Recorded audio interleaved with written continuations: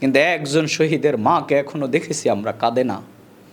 কারণ তার সন্তান তাকে বলেছিল, মা আমি যদি শহীদ হয়ে যাই, আল্লাহ যদি আমাকে শহীদ হিসাবে কবুল করে, তোমার সাথে মা আমার জান্নাতের সিঁড়িতে দেখা হবে, কিন্তু তুমি কান্নাকাটি করে তোমার সাথে সাক্ষাতের পথকে রুদ্ধ করে দিও।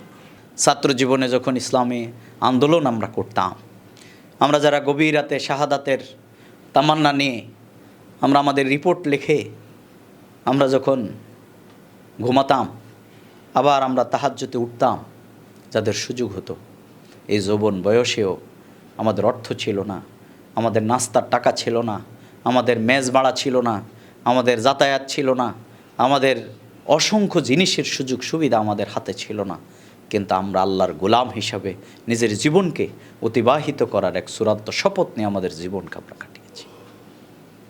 আমাদের ভাইরা ক্যাম্পাসে যেতেন শাহাদাতের তামান্না নিয়ে। আমি সেদিনও শহীদ রবিউল ভাইয়ের সেই চিঠিটা আবার পড়েছি, যে রবিউল ভাই পরীক্ষা দিয়ে বাড়িতে যাওয়ার জন্য দায়িত্বশীলের কাছে ছুটির জন্য আসছিলেন, কিন্তু দায়িত্বশীল তাকে ছুটি দেয় নাই। বলছেন বিশ্ববিদ্যালয়ের পরিস্থিতি ভালো না, আপনার ছুটি হবে না, আপনি থাকেন।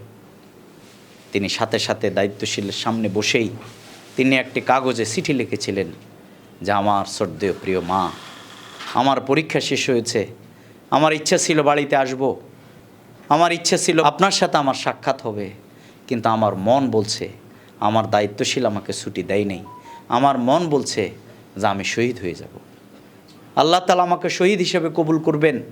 মা, আমার মন বলছে যে তোমার সাথে আমার আর দেখা হবে না। দায়িত্বশীলের সামনে বসেই লিখে দিয়েছে। শহীদ রবিউল ভাইয়ের মায়ের কাছে চিঠি পৌঁছার মাত্র কিছু সময়ের ব্যবধানে আল্লাহর দরবার আমাদের প্রিয় ভাই শাহাদাতের নসরানা পেশ করেছে। শহীদ রবিউল ভাইয়ের মা তখন তো আর মোবাইল, এই প্রযুক্তির সুযোগ ছিল না।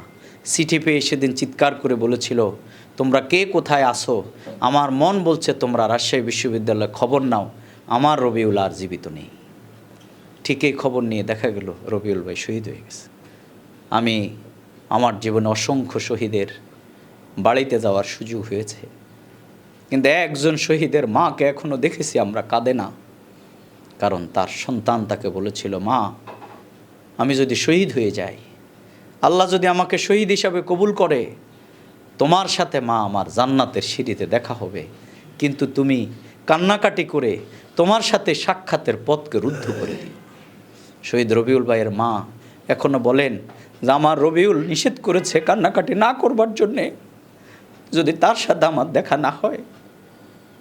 প্রিয় ভাইরা, এইভাবে যারা এই জমির নিজের সন্তানকে কুরবান দেওয়ার জন্যে, ইব্রাহিম আলাইহিসসালামের উত্তরসূরিরা, হাজার উত্তরসূরিরা তাদের সন্তানকে কুরবান করবার জন্যে এইভাবে যারা এখনও প্রস্তুতি নেয়। আমরা বিশ্ববিদ্যালয়ে দেখেছি, আমাদের এইরকম খালাম্মাদের আমরা দেখেছি, যারা সন্তানরা খেতে বসছে, বিশ্ববিদ্যালয়ে মারামারি লাগার কারণে তারা নিজেদের ভাতের প্লেটকে সামনের থেকে নিয়ে নিয়েছে। বলছে, যাও যাও বিশ্ববিদ্যালয়ের এই পরিস্থিতি মোকাবেলায় তোমরা অংশগ্রহণ করো। যদি হে আমার সন্তানেরা শহীদ হও তাহলে আমি সৌভাগ্যবান, আর যদি গাজী হয়ে আসতে পারো তাহলে মা হিসেবে আমি তোমাদেরকে খেতে দেব, এর আগে আর তোমাদের খাবার নেই।